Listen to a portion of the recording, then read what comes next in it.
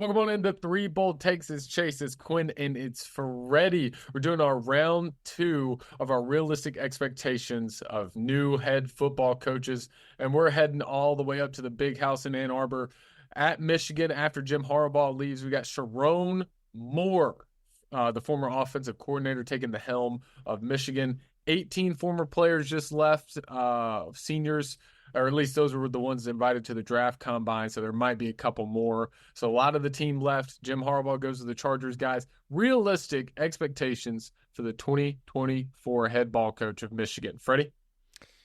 Yeah, I think of all the coaches that we're going to discuss, minus one, I think Coach Moore has the highest hill to climb, for lack of a better term. Now, you may be thinking, well, that's crazy. He's at Michigan. They're loaded and this and that. And it's like, okay, you're right. But they also just lost a crap ton. And not only to the draft, but a bunch of coaches as well. And if you look at their schedule, it is not easy at all. And if you're Coach Moore, now you are 1-0 as a head coach. He was the acting head coach for Michigan during the whole Jim Harbaugh suspension thing. So you got that going for you. He at least has some experience being a head coach at Michigan. But when you play Texas in week 2 as a non-con game, that's rough. Not to mention that they also have to play Washington, Oregon, and Ohio State. I mean, I could easily see an 8-4 type year for a team that just won a national championship. And I think Michigan might be a little bit better than what their record may indicate simply because of who they have to play in the regular season. So I think if you're a Michigan fan, don't expect a Big Ten title. Don't even expect a Big Ten championship game to be played by the Michigan Wolverines here. But there is light at the end of the tunnel, though, because Michigan is a team and a brand that is one of the biggest brands in all of college football, and they get recruits that way as well. So give him at least 2 years, see what he can pull in, see what you can do then, and then make your assumption of if you want to stick with him long-term or not. But I think the Michigan fans are in for a rude awakening next year. Those that are in denial, right? Like there are some fans that are realistic and know what you lost, know the landscape of college football in the Big Ten, and expect an 8-4, maybe even 9-3, and be okay with that. And then you have some fans that just expect Michigan to go undefeated and beat Ohio State again, and I just do not see that happening in 2024. Yeah, for me, I think for Michigan, I think you could expect anywhere from 8 to 11 wins by the end of the season. And I think 11 would be the ultimate, like, you did a really great job this season for what you have. I honestly expect a 9-4 year, more than likely winning that extra game in the bowl season and taking that into year 2, like you said, Freddie. But I also want to stress, similar to you, I think for the first time, the Big Ten is finally fitting the adage of it's not necessarily your record isn't who you are. The Big Ten's very deep now. So is the SEC.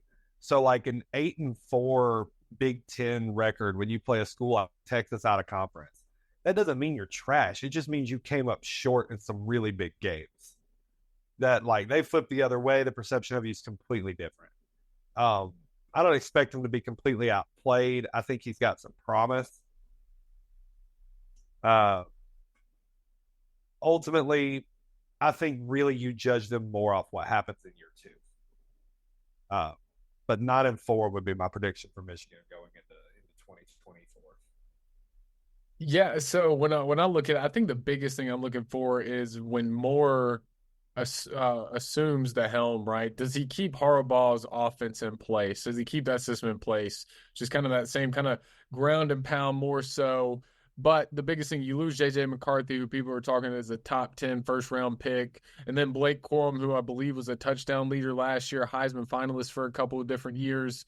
So those are some big holes you got to fill. Those aren't easy. You can't overlook those. Those are really big. My thing that I'm also going to look at too for Michigan, you had 8 of your 12 games at home. That is a huge win for Michigan already, right there. First year head coach coming in, you got 8 of these games. Now, the worst part is you get Texas at home, but your other 2 big games, Washington and Ohio State, are on the road. Your first 5 are at home. Those are huge wins here. So you could build some consistency. But my other thing is kind of the way their schedule's laid out. Can they find that consistency? Their second game is Texas. Their fourth game is USC. Their sixth game is Washington. Can they, if they win one, can they put that into 2 wins? Can they put that into 3 and pick up speed?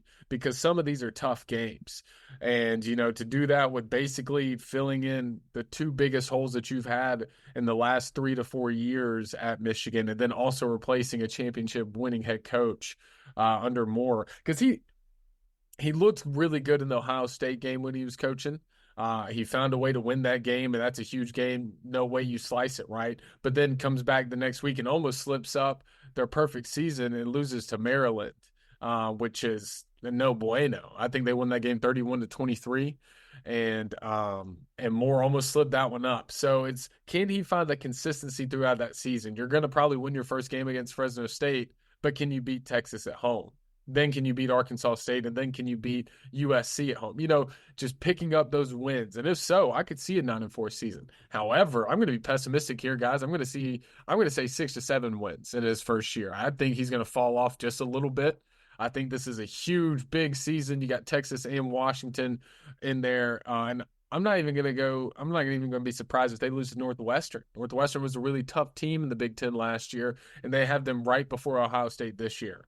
So I'm going to lean on the pessimistic side of the 6-7 wins. However, if you want to be positive, if you want to be optimistic, 8 games at home, your first 5 are at home on the season for Coach Moore and the Wolverines. Do you have something, Quinn? Yeah, I was going to ask, did they play Penn State this year?